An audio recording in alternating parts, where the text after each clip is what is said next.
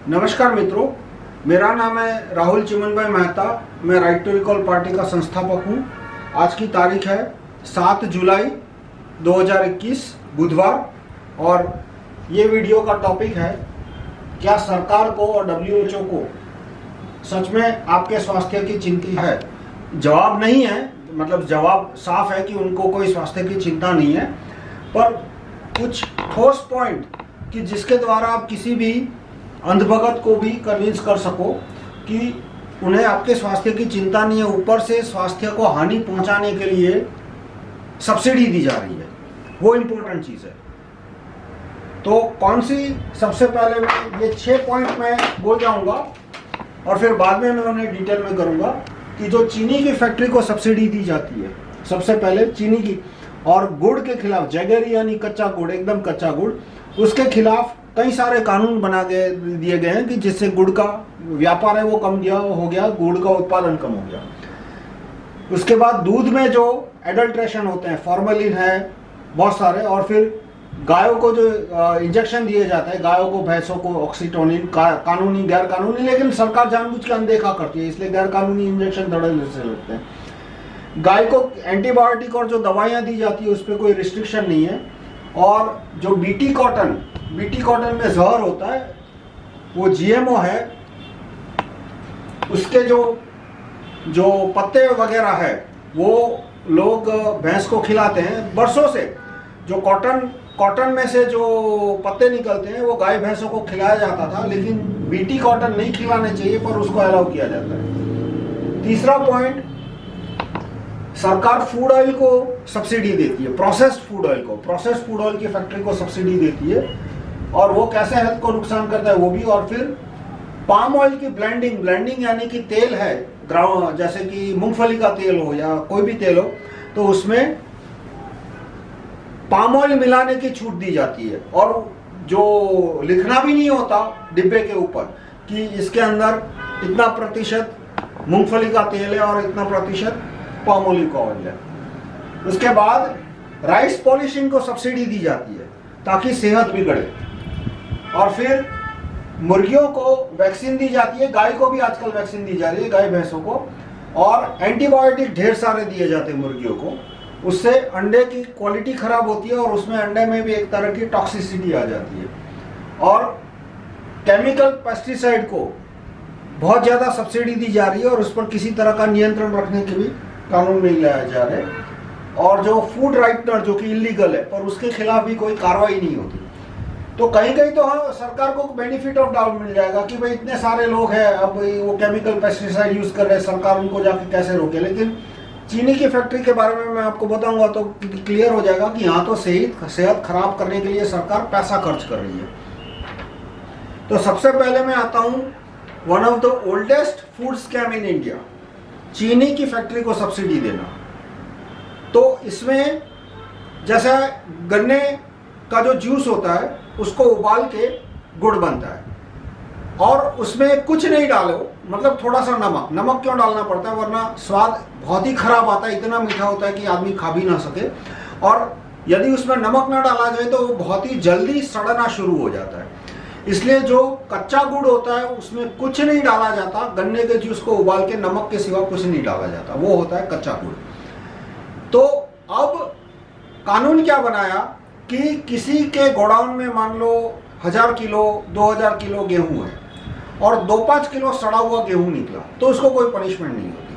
वो सड़ा हुआ गेहूं बेचने की कोशिश करता है तो इस पनिशमेंट होगी, लेकिन उसके गोडाउन में सड़ा हुआ अनाज मिलता है तो उसको कोई पनिशमेंट नहीं होती। लेकिन गुड़ के लिए कानून क्या है, अंग्रेजों ने बनाया, लेकिन अंग्रेज उसको ठीक से इम्प्लीमेंट नहीं कर पाए, पर धीरे धीरे इम्प्लीमेंटेशन इतना सख्त होता गया। कानून यह है कि किसी के गोडाउन में 1000-2000 किलो गुड़ है और 10-20 किलो गुड़ सड़ा हुआ निकला, तो उसके खिलाफ गैर कानूनी शराब बनाने का इल्जाम लगता है। इसमें तो बेल मिलना भी मुश्किल हो जाता है। और वो कानून क्यों बनाया, ताकि कम से कम लोग गुड़ बनाए, मतलब गुड़ बनाए नहीं, बनाए तो कम बनाए, मार्केट में उसका भाव महंगा हो जाए, जो व्यापारी कनेक्टेड है, पॉलिटिकल कनेक्शन है, वही उसके धंधे में हाथ डालेगा। तो इस तरह से गुड़ को डिस्करेज किया। और चीनी की फैक्ट्री को सब्सिडी दी। अब चीनी में क्या होता है, वही गन्ने का जूस होता है, उसमें ढेर सारे केमिकल मिलाते हैं, जैसे सल्फर है, फॉस्फोरिक एसिड है, और इतने सारे केमिकल है, आपको कहीं लिस्ट भी नहीं मिलेगी, क्योंकि ये प्रोसेस एक तरह से कॉन्फिडेंशियल है, यानी वेबसाइट पे कहीं नहीं लिखी। सरकार को पता है, फैक्ट्री के मालिक को पता है, और किसी को नहीं पता। और फैक्ट्री को मालिक है वो एक तरह की क्लोज कम्युनिटी बन गई है, मैनेजर का लड़का मैनेजर बनेगा, तो वो इन्फॉर्मेशन भी अपने अंदर अंदर ही रखते हैं। और उनके घर जाओगे तो वो कभी चीनी नहीं खाते, वो गुड़ ही खाते हैं। तो बहुत ज्यादा सल्फर यदि डाला जाए चीनी में तो नुकसान क्या होता है, उससे आदमी की हड्डियां कमजोर होती है, मसल्स कमजोर होते हैं, और दूसरा उसमें जो न्यूट्रिएंट्स होते हैं गन्ने के जूस में वो सारे निकाल लिए जाते हैं। गन्ने का जूस है वो प्राकृतिक चीज है, प्राकृतिक चीज है, तो उसमें चीनी के सिवा बहुत सारी चीज होगी। जैसे प्लांट के अंदर जितनी भी अच्छी चीजें है वो भी आप ऑटोमेटिकली गन्ने के रस में आ जाएगी, और जब उसको उबाल के गुड़ बनाओगे तो उसमें भी अच्छी चीजें आ जाएगी। लेकिन चीनी में वो सारे जो मिनरल्स है, सॉल्ट्स है, वो निकाल लिए जाते हैं, ताकि चीनी में सक्रोज यानी कि चीनी बेसिकली स्वीटनेस के सिवा कुछ ना बचे। तो वो हेल्थ को ज्यादा नुकसान भी करती है, और वो ज्यादा एडिक्टिव है। गुड़ है वो कम एडिक्टिव है, मतलब आप 1000 लोगों को रोज 10 ग्राम गुड़ खिलाओ और 1000 लोगों को रोज 10 ग्राम चीनी खिलाओ, तो जिन 1000 को 10 ग्राम चीनी खिलाई वो 3-4 महीने बाद ज्यादा चीनी मांगेंगे, और उनका ऐसा हो जाएगा कि चीनी के बिना रह नहीं सकते, मतलब रोज उनको अब चीनी खाने की आदत पड़ गई। लेकिन जिनको गुड़ खिलाया वो ये नहीं कहेंगे कि भैया और गुड़ लाओ और गुड़ लाओ, और उनको गुड़ की एक तरह की तलब भी नहीं होगी, यानी कि जो नशेड़े जिस आदमी को नशा होता है उसको एक तो प्रकार की तलब होती है, जो कि इसमें गुड़ में कम होती है, चीनी में ज्यादा होती है। दूसरा, चीनी से इम्यूनिटी खराब होती है, गुड़ से इतनी खराब नहीं होती। आपको बहुत सारे वीडियो मिलेंगे, राजीव दीक्षित जी के आयुर्वेद आचार्य अलग अलग जो है वो साफ कहेंगे कि गुड़ से इतनी इम्यूनिटी खराब नहीं होती। ऊपर से काफी आयुर्वेद के जो प्रैक्टिशनर है, डॉक्टर है, वो कहते हैं कि यदि डायबिटीज भी है और गुड़ की मिठाइयाँ खाते हैं अलबत्त लिमिट में, तो उससे कोई नुकसान नहीं होता। यहाँ तक कि कुछ तो ये सजेस्ट करते हैं कि यदि किसी को डायबिटीज है तो रात को सोने से पहले 10 ग्राम, ज़्यादा नहीं, 10 ग्राम 20 ग्राम थोड़ा सा गुड़ उसको मुंह में रखना चाहिए, चबाना नहीं चाहिए, मुंह में धीरे धीरे डिसॉल्व होगा। तो उससे क्या होता है कि अक्सर डायबिटीज के पेशेंट को सुबह जो बहुत लो शुगर हो जाता है वो तकलीफ नहीं रहेगी। गुड़ है वो पेट में जाने के बाद धीरे धीरे डिसॉल्व होता है, धीरे धीरे डिसॉल्व होता है, यानी इतना पेनक्रियास पे इतना लोड नहीं आता। खैर, ये सारी बातें डायटिशियन की हो गई। क्वेश्चन क्या है कि गुड़ अच्छा बुरा, उसमें मैंने वो टॉपिक अभी साइड में रखो, चीनी अच्छी बुरी वो टॉपिक साइड में रखो। लेकिन सरकार चीनी की फैक्ट्री को सब्सिडी क्यों दे रही है? ताकि लोग ज्यादा चीनी खाए और कम गुड़ खाए। गुड़ देखो, मान लो गुड़ मार्केट में मिल रहा है 60 रुपए किलो, और सारे कानून हटा दिए जाए गुड़ से रिलेटेड कि भाई गोडाउन के अंदर सड़ा हुआ गुड़ है, वो जाने उसका नसीब, कस्टमर तो खरीदने से पहले देखेगा ना सड़ा हुआ है, खरीदेगा ही नहीं। तो अपने आप गुड़ का दाम जो मार्केट में 70 रुपए किलो है वो कम हो जाएगा। और आजकल क्या हो रहा है, गुड़ में भी लोग सल्फर मिलाने लगे हैं या तो डिटर्जेंट मिलाने लगे हैं। क्यों? उनको कोई शौक नहीं होता, उनको कोई फायदा भी नहीं है, लेकिन जो खरीदने वाला है वो बोलता है कि यदि ये एकदम कच्चा गुड़ है जिसमें कोई मिलावट नहीं है तो ये जल्दी सड़ेगा, और थोड़ा बहुत सड़ गया तो मेरे ऊपर गैर कानूनी शराब का केस फाइल होगा। इसलिए गुड़ बनाने वालों ने भी आजकल गुड़ में सल्फर, प्रिजर्वेटिव और उसमें से एक डिटर्जेंट पाउडर, कानूनी गैर कानूनी पता नहीं, वो मिक्स करा दिया। तो गुड़ की क्वालिटी भी खराब हो गई। लेकिन गुड़ से रिलेटेड सारे कानून हटा दिया जाए तो गुड़ का दाम 70 से कम होकर 65 हो जाएगा, 60 हो जाएगा, और चीनी को सारी सब्सिडी बंद हो जाए तो उसका दाम गुड़ से ज्यादा होगा। जो 40 रुपए किलो उसका दाम बढ़ के 60-70 रुपए तक जा सकता है। तो जाहिर है चीनी को सब्सिडी नहीं मिलेगी तो कोई खाएगा ही नहीं। तो जो इंफीरियर फूड है, जो जिससे हानि होती है खाने से, उसको सरकार सब्सिडी दे रही है। देखो, मेरा ये पूरे वीडियो का फोकस पॉलिटिकल है। मैं ज्यादा स्वास्थ्य पुराण में नहीं पढ़ता कि ये खाओ अमर हो जाओगे, वो खाओ तुम्हारे ये प्रॉब्लम सॉल्व हो जाएगा। स्वास्थ्य पुराण वो मेरा विषय ही नहीं है, मेरा विषय पॉलिटिक्स है, व्यवस्था परिवर्तन। पर ये फूड का मुद्दा किस तरह से पॉलिटिक्स को कनेक्ट करता है कि चीनी की फैक्ट्री को जो सब्सिडी दी जा रही है उससे सेहत खराब हो रही है, उससे इम्यूनिटी खराब हो रही है, उससे हड्डियां कमजोर हो रही है, डायबिटीज बढ़ रहा है, और गुड़ के खिलाफ जो कानून बना है उससे भी वही इफेक्ट आ रही है। तो जानबूझ के सरकारियों को क्यों कर रहे हैं? तो अंग्रेजों ने सबसे पहले भारत में चीनी की फैक्ट्री शुरू की थी 1885 में, और तब बात फैल गई कि इसमें तो सल्फर मिलाया जाता है, तो आज भी यूपी के कुछ गांवों में चीनी को सल्फर कह के बुलाते हैं, वहां अभी भी कोई चीनी नहीं खाता। और इसलिए पर धीरे धीरे फैक्ट्री के उन्होंने जो क्लोज कल्चर शुरू किया कि फैक्ट्री का मैनेजर के बेटे को फैक्ट्री बना लो, लेबर के बेटे को, और धीरे धीरे ऑटोमेशन हुआ, इसलिए लेबर की रिक्वायरमेंट कम हो गई। तो लोगों को अब जानकारी कम है चीनी के बारे में कि चीनी में कितने टॉक्सिन डाले जाते हैं, और उसकी वजह से आज चीनी का, और सरकार ने जो सब्सिडी दी और राशन कार्ड की दुकान पे और सस्ती मिलती है, मान लो मार्केट में भाव 40 रुपया है तो राशन कार्ड की दुकान पे 15 रुपया होगा, 20 रुपया होगा, तो गरीब आदमी को और चीनी खिलाओ तो उसको 20 रुपए किलो चीनी मिलेगी राशन कार्ड की दुकान पे, वो भी सब्सिडी के कारण। और गुड़ मान लो 60 रुपए किलो है तो डेफिनेटली वो चीनी ज्यादा खाएगा। फिर भी गरीब आदमी ने जहां तक कोशिश हो सके वो गुड़ ही खाते हैं, पर अब जिसके पास पैसे नहीं है वो क्या करेगा, वो चीनी खाएगा, और इस तरह से उसकी हेल्थ खराब होगी। हेल्थ खराब होगी, दवाइयां ज्यादा बिकेगी। मतलब कितना बड़ा षड्यंत्र है कि हमारे पैसों पे ही जो टैक्स डाला जाता है, उस टैक्स से खाने में जहर ऐड होता है, सल्फर वगैरह चीनी में, और उसकी वजह से दवाइयां बढ़ती है, बिक्री बढ़ती है, और हमारे जेब में से ही वो दवाइयों का पैसा जाता है। तो ये षड्यंत्र की शुरुआत अंग्रेजों ने की थी 1880 में, जो चीनी की फैक्ट्रियां बनाई थी ताकि लोगों की सेहत खराब हो, हड्डियां कमजोर हो, मांस कमजोर हो, उनको बीमारियां हो, तो कंट्रोल करना आसान है, दवाइयां ज्यादा बिकेगी। लेकिन और स्वतंत्रता के बाद ये जो स्कैम था वो डबल हो गया, 4 गुना हो गया, आज की तारीख में 10 गुना हो गया।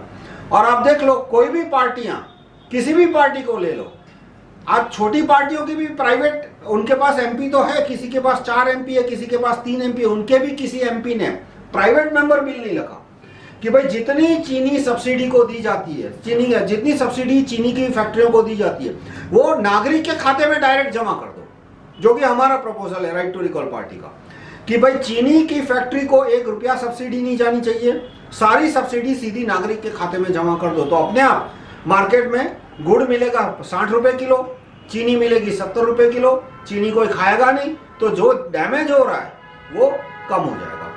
तो यहां से साफ दिख रहा है कि सरकार को कोई सेहत की चिंता नहीं, वो जानबूझ के जहरीला खाना खिला रहे हैं ताकि सेहत खराब हो।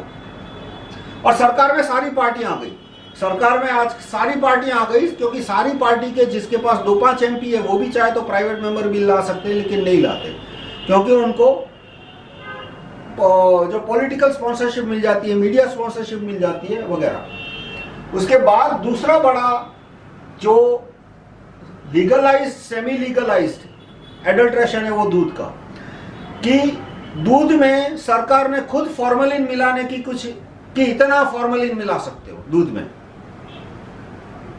कि इतना फॉर्मेलिन होगा तो नुकसान नहीं होगा, ताकि वो एक तरह का प्रिजर्वेटिव है, लेकिन उसमें जहर है। तो फॉर्मेलिन जितने भी प्रिजर्वेटिव है उनमें से सारे प्रिजर्वेटिव जहर है ऐसा नहीं है। जैसे कि हमने अचार बनाया तो अचार में हम तेल डालते हैं, तो तेल है वो जहर नहीं है, पर वो बैक्टीरिया के लिए जहर है, फंगस के लिए जहर है, हमारे लिए नहीं है। क्यों? क्योंकि तेल है, उसकी डेंसिटी कम है, तो उसमें बैक्टीरिया गिरेगा तो सीधा डूब जाएगा, पानी में थोड़ा बहुत तैर पाएगा, क्योंकि पानी की डेंसिटी तेल से ज्यादा है, मतलब पानी की डेंसिटी 1 है तो तेल की डेंसिटी 0.8 के आसपास होती है, तो बैक्टीरिया उसमें डूब जाएगा। अब डूब जाएगा तो होगा क्या, उसको हवा कम मिलेगी, क्योंकि पानी है वो हवा में से जो ऑक्सीजन है उसको एब्जॉर्ब कर लेता है, तेल है वो ऑक्सीजन बहुत कम एब्जॉर्ब करता है। तो बैक्टीरिया जब तेल में गिरेगा तो उसको खाना तो खूब मिलेगा, आसपास इतना सारा तेल है वो उसके लिए भोजन है, लेकिन ऑक्सीजन कम मिलेगा, तो बैक्टीरिया ग्रो नहीं कर पाएगा, सिकुड़ जाएगा, या तो मर जाएगा या एकदम सिकुड़ जाएगा। तो इस तरह से ग्रो नहीं कर पाएगा, यानी वो ज्यादा खाना खराब नहीं कर पाएगा। तो इस तरह से जो अचार में जो तेल डाला जाता है वो प्रिजर्वेटिव हो, लेकिन वो हमारे लिए टॉक्सिक नहीं है। पर बहुत सारे प्रिजर्वेटिव होते हैं वो टॉक्सिक होते हैं, तो वो सारे प्रिजर्वेटिव को सरकार अलाउ करती है कि इतना प्रिजर्वेटिव इतना ऐड कर सकते हो, इस लिमिट तक ऐड करते हो, सारा को बैन कर दो, तो ऑटोमेटिकली अचार में लोग प्रिजर्वेटिव नहीं डालेंगे। तो जो भी नेचुरल प्रिजर्वेटिव है, आर्टिफिशियल प्रिजर्वेटिव, तो नेचुरल प्रिजर्वेटिव डालेंगे। पर अभी हम दूध पे आते हैं, तो दूध में प्रिजर्वेटिव अलाउ किया है और उससे हेल्थ खराब हो रही है, वो भी दिख रहा है। दूसरा, गाय को ऑक्सोटिनिन दिया जा रहा है, जो कि गैर कानूनी है, कानून बना दिया सरकार ने कि गाय को हार्मोन इंजेक्शन नहीं दे सकते, पर उसका इम्प्लीमेंटेशन कितना जीरो है, कि जो दूध ये डेयरी में आता है उसकी भी चेकिंग नहीं होती, उसका रेगुलरली चेकिंग होना चाहिए और रिजेक्ट होना चाहिए। यदि चेकिंग होता है और रिजेक्शन होता है तो भी अपने आप जो गौपालक है वो इंजेक्शन देना कम कर देगा, पर वो नहीं हो रहा। उसके बाद दूध के अंदर एंटीबायोटिक का भी चेकिंग नहीं होता कि भाई गाय को कितनी एंटीबायोटिक खिला रहे हो। तो यदि चेकिंग करना शुरू कर दे तो ऑटोमेटिकली गाय को एंटीबायोटिक खिलाना बंद करना पड़ेगा। तो गाय को एंटीबायोटिक खिलाना बंद करेंगे तो गाय को धूप में घुमाना पड़ेगा। बेसिकली पहले गाय धूप में घूमती थी तो अपने आप उसको रोग कम होते थे, और रोग कम होते थे तो एंटीबायोटिक की जरूरत भी बंद हो गई। अब उसको एक जगह बांध के रखते हैं, बांध के रखेंगे तो उसको डाइजेशन की भी प्रॉब्लम होगी, क्योंकि जब आदमी घूमता है तो एक्सरसाइज मिलती है। Exercise itself is a big immunity booster. आपको इम्यूनिटी बढ़ानी है तो मोस्ट इंपॉर्टेंट थिंग है कि 20 मिनट ऐसी एक्सरसाइज करो कि सर से पांव तक पसीने से भीग जाओ। ये शायद ही कोई डायटिशियन आपको बोलेगा, गवर्नमेंट की एडवाइजरी में तो कहीं नहीं है। गवर्नमेंट सरकार ने जो एडवाइजरी निकाली ना कि कोरोना से बचने के लिए क्या करो, उसमें आप देखो कहीं भी उन्होंने एक्सरसाइज को मेंशन नहीं किया, जो कि मोस्ट इंपॉर्टेंट है। और सेकंड मोस्ट आता है सनलाइट, कि दिन में रोज नहीं पर हफ्ते में, जैसे एक्सरसाइज शायद रोज ना कर सको तो कम से कम हफ्ते में 3 दिन, हफ्ते में 3 दिन 20-25 मिनट ऐसी एक्सरसाइज करो कि 5 मिनट में तुम सर से पांव तक पसीने से भीग जाओ, और वो एक्सरसाइज 15 मिनट चालू रहनी चाहिए, 20 मिनट चालू रहनी चाहिए। यदि नहीं कर सकते तो बीच में 5-5 मिनट का गैप ले लो, पर टोटल ड्यूरेशन है वो 20-25 मिनट होनी चाहिए। ये सबसे अच्छा इम्यूनिटी बूस्टर है हर एक जानवर के लिए, मनुष्य के लिए, कुत्ते के लिए, गाय के लिए, हर एक पशु के लिए। और दूसरा इम्यूनिटी बूस्टर है सूर्य का प्रकाश, कि 20 मिनट धूप में बैठो, 10 मिनट आगे 10 मिनट पीछे, हफ्ते में 3 दिन काफी हो गया। तो गाय को भी धूप नहीं मिल रही इसलिए वो बीमार पड़ रही है, तो गाय को वैक्सीन देते हैं और एंटीबायोटिक देते हैं और दवाइयां देते हैं। तो वो दवाइयां भी दूध में आएगा तो उससे दूध में टॉक्सिसिटी बढ़ जाएगी। आप ज्यादा एंटीबायोटिक खाओगे तो क्या होगा, आपके शरीर में जो मित्र जीव है, फ्रेंडली बैक्टीरिया, वो भी मरने शुरू हो जाएंगे। जैसे कि एक ट्राइबल है तो उसके शरीर में कुछ 6 किलो बैक्टीरिया होते हैं, और शहर का आदमी उसी वेट का ले लो तो उसके बॉडी में उसके जो बैक्टीरिया होते हैं वो आधे जितने होते हैं, किसी में 3 किलो, किसी में 4 किलो। क्यों? क्योंकि इतने सारे एंटीबायोटिक खाए होते हैं कि उसमें बैक्टीरिया मर गए आधे। और दूध में एंटीबायोटिक ज्यादा है तो भी वही प्रॉब्लम होगी। तो दूध में एंटीबायोटिक लीगली अलाउ नहीं कर रही, पर एंटीबायोटिक को इतनी सब्सिडी दी जा रही है जो जानवरों के एंटीबायोटिक होते हैं, कि जो गोपालक है वो ज्यादा खिलाता है, और दूसरा कि दूध में किसी तरह की चेकिंग नहीं होती। तो यहाँ पे दूध में फॉर्मेलिन वगैरह की जो परमिशन दी है वो डेलिब्रेट कॉन्स्पिरेसी है, कि भाई ये थोड़ा फॉर्मेलिन जाता जाए आदमियों के शरीर में ताकि उसकी हेल्थ खराब हो, ताकि दवाइयाँ ज्यादा बिके। और दूसरा जो है वो जानबूझ के इग्नोर करते हैं। उसके बाद आता है बीटी कॉटन। बीटी कॉटन में जहर होता है, एक जहरीला बैक्टीरिया है, उसको बीटी बोलते हैं, उसका फुल फॉर्म में भूल गया, बैसिलस समथिंग। उसका और कॉटन का क्रॉस किया गया है लेबोरेटरी के अंदर, आर्टिफिशियल क्रॉस है, ताकि कॉटन भी थोड़ा जहरीला हो जाए। उसकी वजह से एनवायरनमेंट को तो खूब नुकसान हुआ है।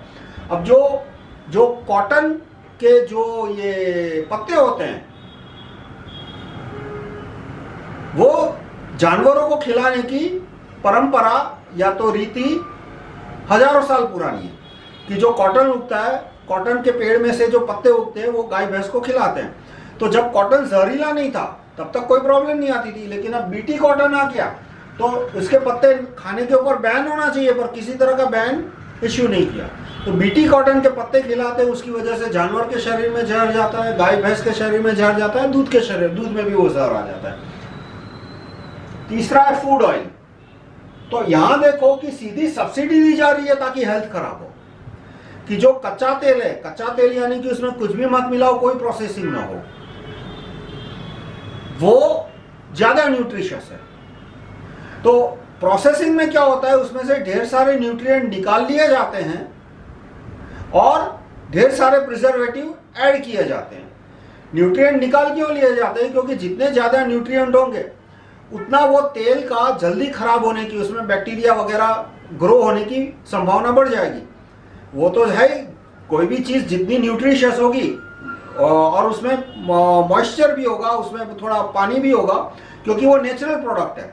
देखो, आपने मूंगफली को घर के अंदर जो छोटे मोटे मशीन आते हैं उसके द्वारा तेल निकाला, तो उसमें तेल के साथ साथ थोड़ा पानी भी क्यों जाएगा? क्योंकि मूंगफली में पानी है, तो उससे कोई नुकसान तुम्हारी हेल्थ को नहीं होने वाला, और उससे उसमें बैक्टीरिया ग्रो करने की संभावना बढ़ गई, और उसमें प्रोटीन है, मिनरल्स है, तो और बैक्टीरिया ग्रो करने की संभावना बढ़ गई। लेकिन यदि उस तेल को आप महीने में खा लेते हैं तो कोई नुकसान नहीं होने वाला।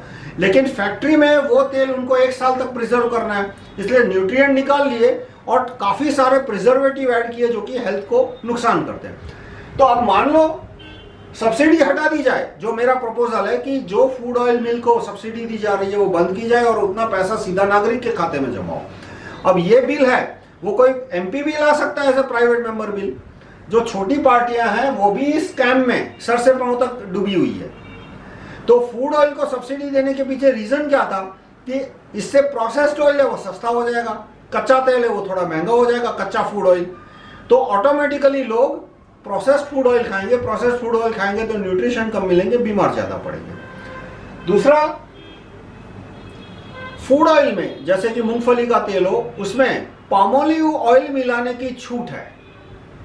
छूट तो है, साथ में उनको पैकेट पे लिखने की भी जरूरत नहीं है कि इसमें 50% मूंगफली का तेल है, 50% पामोलिव का तेल है। और कुछ कुछ कानून ऐसे बना दिए कि उसमें यदि 20% पामोलिव का तेल मिला जाती है, एग्जैक्ट परसेंटेज में भूल गया, तो भी बॉक्स के लेबल के ऊपर लिख सकते हैं शुद्ध मूंगफली का तेल। मतलब उसमें 20% तेल मिला हुआ है तो बॉक्स के ऊपर लिखना चाहिए कि इसमें मूंगफली का तेल 70% है, पाम ऑयल का तेल 30% है। पर कानून पास कर दिया कि वो लिखने की जरूरत नहीं है। तो अब मार्केट में मान लो 2 सिंग तेल है, दोनों पे लिखा है कि शुद्ध सिंग तेल, और एक सस्ता है, तो कस्टमर का नेचुरल टेंडेंसी क्या होगा, जो सस्ता होगा वो पहले लेगा। और धीरे धीरे ये जो लॉबीज है फार्मा कंपनियां, उन्होंने तेल कंपनियों में शेयर खरीदने शुरू किए, फूड ऑयल कंपनियों में, और उन्होंने एनकरेज किया कि तुम ज्यादा से ज्यादा प्रिजर्वेटिव डालो, तुम न्यूट्रिएंट हटा दो और ये पाम ऑयल का ब्लेंडिंग बढ़ा दो, क्योंकि पाम ऑयल है वो हेल्थ के लिए हानिकारक है रिलेटिवली। तो इस तरह से यहां भी देखो कि एक स्कैम है कि जिसके द्वारा अच्छा फूड ऑयल ना मिले, अच्छा यानी एकदम कच्चा, वो कम लोग वो कम खाए, और प्रोसेस्ड यानी जिसमें से न्यूट्रिएंट निकालिए, टॉक्सिन डाल दिए और प्रिजर्वेटिव के नाम पे, और जिसमें ब्लेंडिंग किया पाम ऑयल का, वो ज्यादा बिके। चौथा, राइस पॉलिशिंग को सरकार सब्सिडी देती है। अब राइस पॉलिशिंग क्या है कि आप कोई चने का दाना आपको देखा होगा तो एकदम सफेद है, लेकिन आप पेड़ में से सीधा कोई चने का दाना निकालोगे तो आपको दिखेगा कि वो सफेद नहीं है, उसके अंदर थोड़ा सा हिस्सा होता है राइस, चावल। आप चावल निकालोगे तो आपको चावल का दाना आप घर पे देखोगे तो वो पूरा सफेद दिखेगा आपको टॉप टू बॉटम। लेकिन वही चावल का दाना आप खेत में से कभी निकालोगे तो उसके ऊपर छिलका होता है जिसको हस्क बोलते हैं, तो डीहस्किंग, उसको निकाल दो छिलके को। उसके बाद आप दाना देखोगे, थोड़ा हैंडलेस के ऊपर देखना पड़ेगा, तो उसका छोटा सा हिस्सा होता है वो लाल होता है।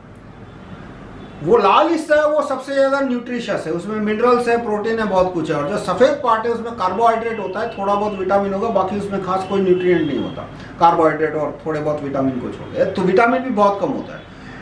तो खाना क्या चाहिए, पूरा चावल खाना चाहिए, होल राइस, क्योंकि जो जबकि राइस पॉलिशिंग में क्या होता है कि जो न्यूट्रिशियस पार्ट है वो निकाल दिया जाता है और सफेद पार्ट को अलग कर दिया जाता है, और सरकार उसको सब्सिडी देती है। तो और जो न्यूट्रिशियस पार्ट होता है फिर उसमें से तेल बनता है और अधिकतर वो एक्सपोर्ट हो जाता है, थोड़ा बहुत भारत में बिकता होगा। तो एक्चुअली एक अंग्रेज वैज्ञानिक था जिसने ये ढूंढा कि राइस पॉलिशिंग नहीं होना चाहिए, क्योंकि उसकी वजह से राइस में से न्यूट्रिशन निकल जाते हैं, राइस में से न्यूट्रिशन निकल जाते हैं तो बहुत सारे रोग आदमी को होने शुरू हो जाते हैं। तो और ये उसने अपनी खोज जारी की थी 1920 के आसपास, और 1925 में अंग्रेजों ने राइस पॉलिशिंग की फैक्ट्री को सब्सिडी देना शुरू किया ताकि लोगों के पास जो चावल जाए वो उसमें न्यूट्रिशन कम हो। तो यहां आप कॉन्स्पिरेसी, ओपन कॉन्स्पिरेसी देख सकते हो, giving subsidy to rice polishing, कि आदमी के खाने में ज्यादा कार्बोहाइड्रेट जाए ताकि उसका मोटापा बढ़े, डायबिटीज हो तो डायबिटीज और ज्यादा गंभीर हो जाए, और उसको न्यूट्रिशन कम मिले ताकि उसका स्वास्थ्य खराब हो, इम्यूनिटी खराब हो, सब कुछ। और अंग्रेजों ने तो 1925 में शुरू किया, उसके बाद बढ़ता गया, मतलब अंग्रेजों 1947 में जितना होगा उसके मुकाबले तो शायद अब 10-20 गुना बड़ा ये स्कैम हो गया होगा। तो इसमें भी हमारा सजेशन यही है राइट टू रिकॉल पार्टी का कि जो सब्सिडी दी राइस पॉलिशिंग फैक्ट्री को दी जा रही है वो बंद करो और सीधा नागरिक के खाते में डालना शुरू करो। तो जैसे ही राइस पॉलिशिंग की सब्सिडी खत्म हो जाएगी, मार्केट में राइस पॉलिशिंग कम हो जाएगा। तो अभी जो डिफरेंस है कि अनपॉलिश्ड चावल है वो कुछ 40-50, वो मान लो 50 रुपए किलो बिकता है, और पॉलिश राइस है वो मान लो 30 रुपए किलो बिकता है। तो ये जो गैप है वो जैसे ही पॉलिशिंग की सब्सिडी खत्म हो जाएगी, वैसे ये गैप जो आज 20 रुपए है वो 10 रुपया हो जाएगा। तो ऑटोमेटिकली फिर आदमी कहेगा कि भाई मैं क्यों ये खराब चावल, पॉलिश चावल में क्यों खाऊं, 10 रुपए का ही फर्क है तो, और ऑटोमेटिकली पॉलिश चावल का कंजम्पशन बढ़ जाएगा, तो इससे हेल्थ इंप्रूव होगी। उसके बाद ये पॉइंट है कि मुर्गियों को आजकल वैक्सीन दी जा रही है और उसको ढेर सारे एंटीबायोटिक दी जा रहे हैं। वैक्सीन थोड़ा नया ट्रेंड है, इसलिए अभी सारी मुर्गियों को देते हैं नहीं। उसका रीजन क्या है कि यदि मुर्गे खुले में घूमती है तो उसको धूप मिलेगी, एक्सरसाइज मिलेगी, तो उसको रोग कम होगी। अभी मुर्गी को घूमने नहीं दिया जाता, एक छोटे से एरिया में ढेर सारी मुर्गियां पैक कर दी।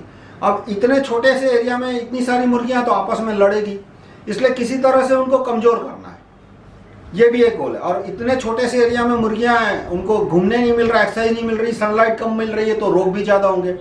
तो एंटीबायोटिक दो, दवाइयां दो हर तरह की, और फिर और वैक्सीन भी दो उसको। तो इस वजह से ऑटोमेटिकली अंडे में बहुत सारे अनडिजायरेबल चीजें आ जाती है, उसकी न्यूट्रिशन वैल्यू भी कम हो जाती है। जैसे कि अंडे में विटामिन डी कम हो गया है क्योंकि मुर्गी को धूप में घूमने नहीं मिलता, इसलिए। तो इसमें भी सरकार है वो सब्सिडी दे रही है। यदि मुर्गियों को जो एंटीबायोटिक दिए जा रहे हैं उसको सरकार एकदम सब्सिडी बंद कर दे और अंडों का टेस्टिंग किया जाए कि इस लेवल से ज्यादा उसमें आर्टिफिशियल केमिकल जैसे एंटीबायोटिक या दूसरी दवाइयां हैं वो नहीं होनी चाहिए, तो अपने आप जो मुर्गियों को एंटीबायोटिक देना कम करना पड़ेगा। और यदि कम करना पड़ेगा तो मुर्गी को घूमने देना पड़ेगा धूप में, क्योंकि वरना तो एक ही तो रोग रोकने के दो ही तरीके हैं, एंटीबायोटिक खिलाओ या तो धूप में घूमने दो। और तो इससे अपने आप जो न्यूट्रिशियस वैल्यू है एग की वो बढ़ जाएगी। उसके बाद आखिरी पॉइंट आता है कि सरकार केमिकल पेस्टिसाइड को सब्सिडी तो देती है, साथ में कोई लिमिट भी नहीं रखी। जैसे अमेरिका में कोई भी किसान होता है तो वो जब पेस्टिसाइड खरीदता है तो उसको अपना आईडी देना पड़ता है और उसके फार्म का आईडी उसको, तो उस आईडी के साथ अटैच्ड होता है कि भाई इस किसान के पास इतनी जमीन है और वो कितना इतना उगा रहा है। तो उससे पूरे डेटाबेस से टोटल निकलता है कि भाई इसने साल में इतना पेस्टिसाइड खरीदा। तो उस पर लिमिट होती है कि भाई तुम्हारे पास जमीन 100 एकड़ की है और तुम ये चीज उगा रहे हो, तो इससे ज्यादा पेस्टिसाइड तो यूज ही नहीं करना था, तो इससे 1.5 गुना खरीदा क्यों, इससे डबल खरीदा क्यों। तो इस तरह का कोई डेटा, इस तरह का कोई ट्रैकिंग सिस्टम कि भाई एक आदमी को जिसके पास मैक्सिमम इतनी जमीन है तो उसको इतने से ज्यादा पेस्टिसाइड उसको बिकना ही नहीं चाहिए। और दूसरा ये भी हमारी प्रपोजल है कि जो भी सब्सिडी पेस्टिसाइड को दी जाती है वो बंद की जाए, वो सीधी नागरिकों के खाते में जमा की जाए, तो अपने आप पेस्टिसाइड कम होगा। फिर इसी तरह से चलो राइटनर जो गैर कानूनी यूज होते हैं उसमें कम से कम सरकार ने कानून बनाया है कि इतने इतने सारे राइटनर है वो इस्तेमाल नहीं हो सकते, पर वो इम्प्लीमेंटेशन 0 है। पर यहाँ पे फिर भी कोई बेनिफिट ऑफ डाउट देना हो तो दे दे, पर यहाँ तो आप देख सकते हो कि बेनिफिट डाउट की कोई गुंजाइश ही नहीं है। जानबूझ के इतना पेस्टिसाइड दिया जाता है ताकि लोग बीमार पड़े, ज्यादा कैंसर हो, ज्यादा दवाइयां बिके। तो आपको साफ साफ दिख रहा है कि करीब करीब सारी पार्टियां इसमें शामिल है। किसी भी कोई भी पार्टी ये कानून नहीं बना रही कि भाई पेस्टिसाइड पे लिमिट हो, पेस्टिसाइड की सब्सिडी खत्म करो और जो भी सब्सिडी का पैसा है वो सीधा नागरिक के खाते में जमा करो।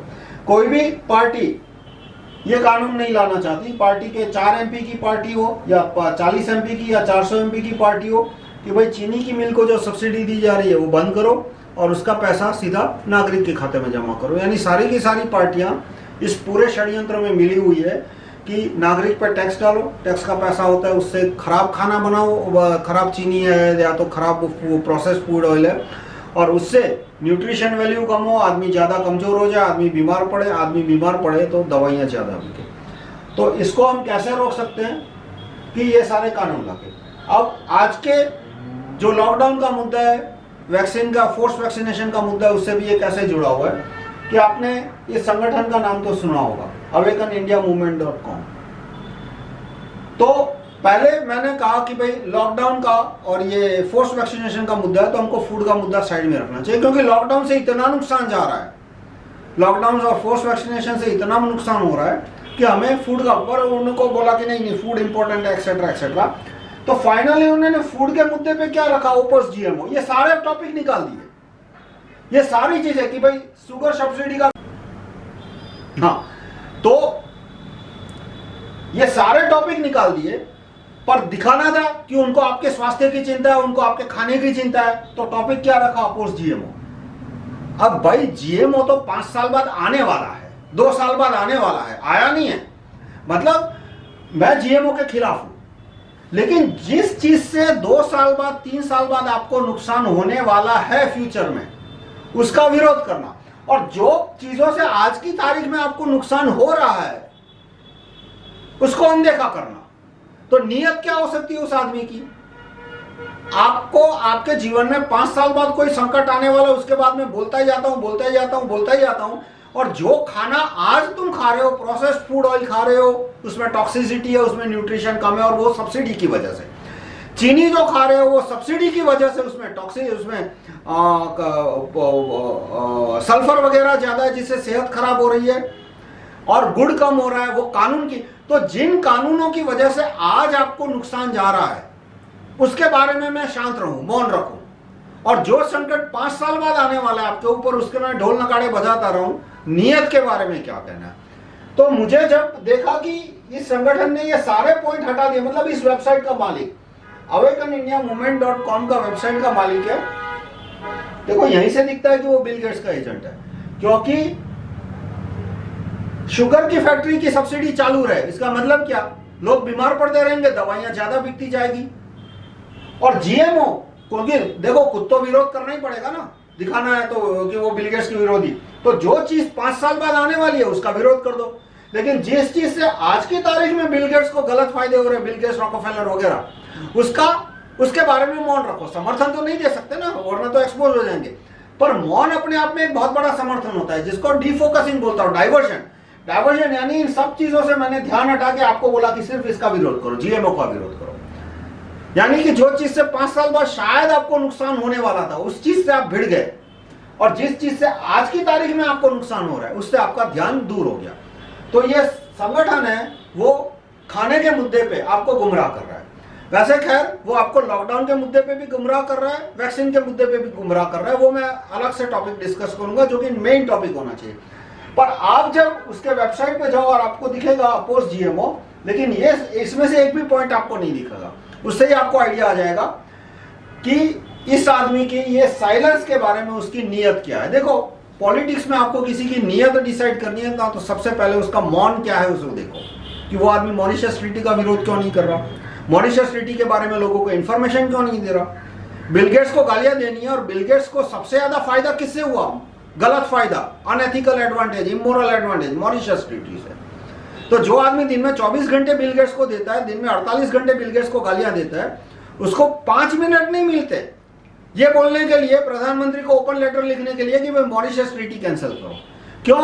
क्योंकि मॉरिशस ट्रीटी से जितना एडवांटेज रॉकफेलर, एनडब्ल्यू और ये रॉथस्चाइल्ड और ये बिल गेट्स को और जॉर्ज सोरोस को मिल रहा है, वो चाहता है कि ये सारा गलत फायदा चालू रहे। वो उसको एफडीआई का विरोध करने का टाइम नहीं मिल रहा। 24 घंटे मिलेंगे, दिन में 48 घंटे मिलेंगे डब्ल्यूएचओ को गाली देने में, पर डब्ल्यूएचओ तो सिर्फ एडवाइजरी इश्यू करता है, उसको इंप्लीमेंट कौन करता है, पीएमसीएम। पीएमसीएम किसके दबाव से इंप्लीमेंट करते हैं, रॉकफेलर, रॉथस्चाइल्ड, ये जॉर्ज सोरोस, बिल गेट्स। और उसके अंदर भारत में उनके पांव कैसे जमे, एफडीआई की वजह से। आप राजीव दीक्षित जी के वीडियो देख लीजिए, उसने पूरा एक्सप्लेन किया है कि अब ये जितने भी कथित एनडब्ल्यूओ के विरोधी है, वैक्सीन के विरोधी है, उनको कभी एफडीआई के खिलाफ एक शब्द बोलने का टाइम नहीं मिल रहा। आप मुझे उनके इस वेबसाइट पे जाओ, आपको एफडीआई के खिलाफ, आपको मॉरिशस ट्रीटी के खिलाफ एक शब्द नहीं मिलेगा। वो तो शैतान की तारीख पे डेमोन्स्ट्रेशन करवाना चाहते थे आपसे 24 जुलाई 2021।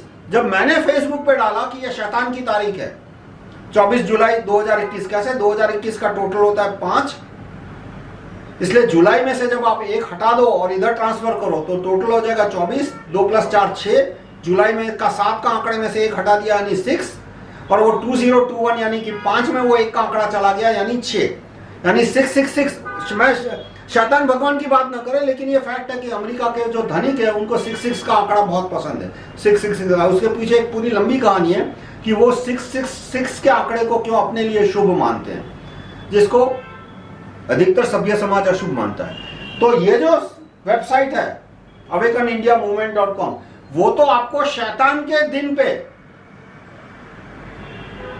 आपके पास डेमोन्स्ट्रेशन करवाना चाहता था। जब मैंने उनको एक्सपोज किया तब उन्होंने तारीख 18 जुलाई रखी। उनको पूछो कि भाई पहले तुम्हारी तारीख क्या थी, 18 जुलाई थी या 24 जुलाई थी?